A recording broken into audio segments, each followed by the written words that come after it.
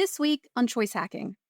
Hey, who were those guys? Oh, that's Rooney, my new friend Lee. He's a male nurse. We hit a couple of raves last night. It was totally off the hook.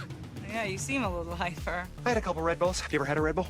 I never had a Red Bull before, but I had a Red Bull last night. I really like Red Bull. Does it Red Bull make you crash pretty hard? No. I don't think so. No. No. Hey, after we jog, we should get a Red Bull. You can get a Red Bull and I get a Red Bull. We could share a Red Bull. Okay, that'd be really fun.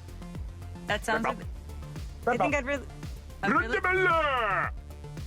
In that clip from the movie Yes Man, Jim Carrey's character Carl has just experienced Red Bull for the first time after agreeing to hit the clubs with some friends.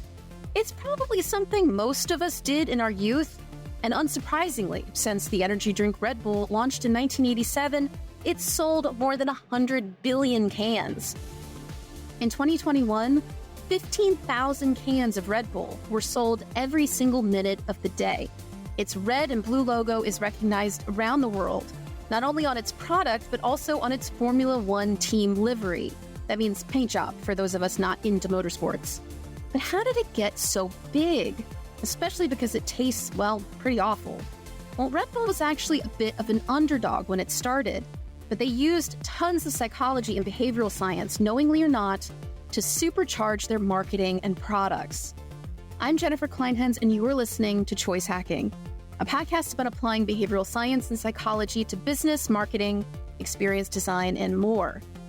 Join me today as we unpack the psychology behind Red Bull's success and how you can steal some of their approaches for you or your client's business. But before we get started, I want to give a shout out to the sponsor of this podcast, Choice Hacking Training.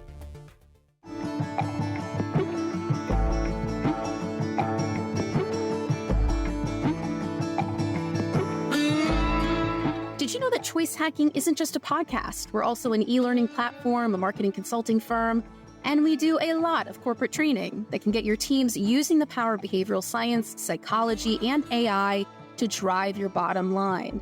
Choice Hacking training clients tend to be medium or large businesses, but we work with brands of all sizes. We can help your employees learn the nuts and bolts of applied behavioral science, become more persuasive presenters using psychology and predictive AI, and even polish their leadership skills with the power of evidence-based approaches. Sound interesting? Just visit choicehacking.com/training to learn more. That's choicehacking.com/training.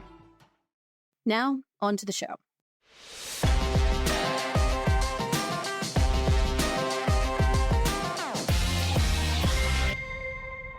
In 1982, an Austrian marketing executive named Dietrich Mateschitz had flown to Thailand for a business trip. He was suffering from the frequent flyer's curse, jet lag, but he needed to bounce back for a very important meeting. On a whim, he tried a local energy drink called Kratang Dang, and his jet lag disappeared almost instantly.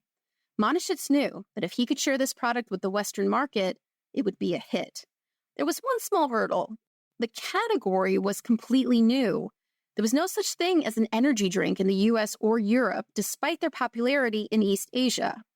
When he entered the Western market, Dietrich only had two things: a tagline, Red Bull gives you wings, and some disappointing customer research that said people hated the product.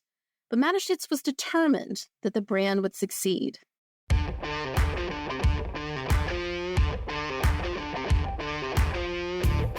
Red Bull had a tiny marketing budget, so they had to get creative. First, they hired college students to work as Red Bull ambassadors on campuses, and this worked to an extent, but it didn't reach the scale Mateschitz knew the brand was capable of. For Red Bull to become as big as he knew it could be, he had to take on two of the world's most powerful brands, Coca-Cola and Pepsi, both famous for their sports marketing. But Red Bull couldn't afford to sponsor a Premier League football team, an NFL franchise, or the Olympics. So they started reaching out to young and hungry extreme athletes who were often overlooked by big brands and their big budgets. Dietrich was convinced this strategy would work because he knew, consciously or not, three things about customer psychology. First, getting attention for a brand is much easier when they're a part of something attention-grabbing, like extreme sports. Next, the more emotional a moment is, the more likely we are to remember it. And last, when a brand grabs our attention and our emotions, it lodges itself in our memories. And when a brand is stuck in your brain, you're much more likely to buy it. Mateschitz knew that the emotions we experience watching death-defying sports could cement Red Bull into our brains. And this seemingly simple insight into memory and human behavior built a $10 billion brand.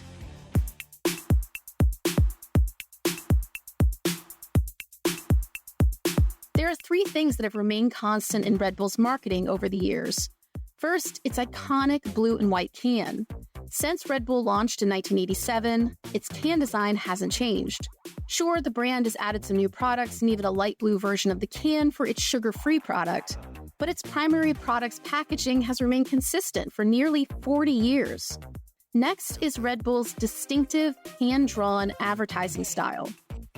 199, 200. Here it is. The treasure is down there. Start digging. Quicker, dig quicker. Here, drink a Red Bull. That's better. Can you see it? How much is there? Hello? Have you found the treasure? Hello? Red Bull gives you wings. When I play this commercial, what comes to mind? Well, for most people, they imagine an animated commercial with several characters and the tagline, Red Bull gives you wings. But why? It's not just because Red Bull's visual advertising style is different. It's because their distinctive style of TV ads has been running for almost 30 years. If you'd only seen this ad once when it first ran in 1997, you probably wouldn't connect this unique visual style with Red Bull. But it's the brand's consistency and repetition that gets us to recognize this as a Red Bull commercial from the very first frame, or in this case, sound. Last is Red Bull's logo. Although the original Kratendeng's logo was adapted for the Red Bull product in 1987, it was basically the same. And since that first Red Bull logo was created in 1987, it hasn't changed at all.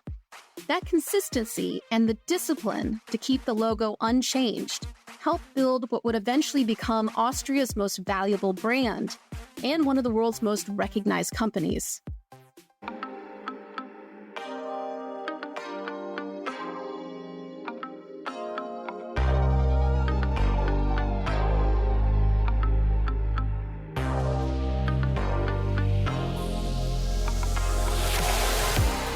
If you want your brand to stick in people's minds like Red Bull, start by asking yourself a few questions. First, what emotions do people feel in association with our brand? Like Red Bull, you might choose excitement or adrenaline, the same feeling shared by an audience watching extreme sports as someone who's had one too many Red Bulls.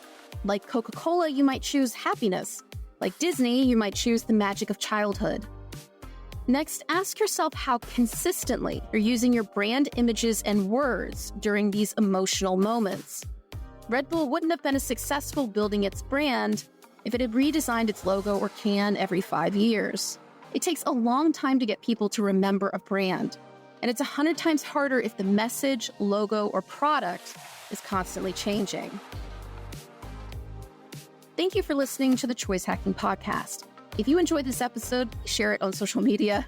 It takes me 20 plus hours to put together every episode, and it is a huge help when you share an episode with your followers. And don't forget, you can learn more about behavioral science and psychology applied to business when you subscribe to the free Choice Hacking newsletter. You'll join more than 8,000 brilliant UX, CX, and marketing folks from companies like Google, Coke, and Disney who get my newsletter. To sign up, just visit choicehacking.com/subscribe. That's choicehacking.com/subscribe. Until next time.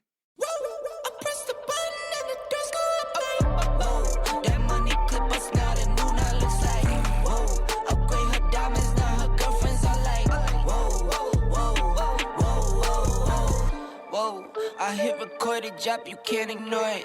I'm transforming now these cars and planes, I'm always boarding. Just out touring down in Charlotte like I play for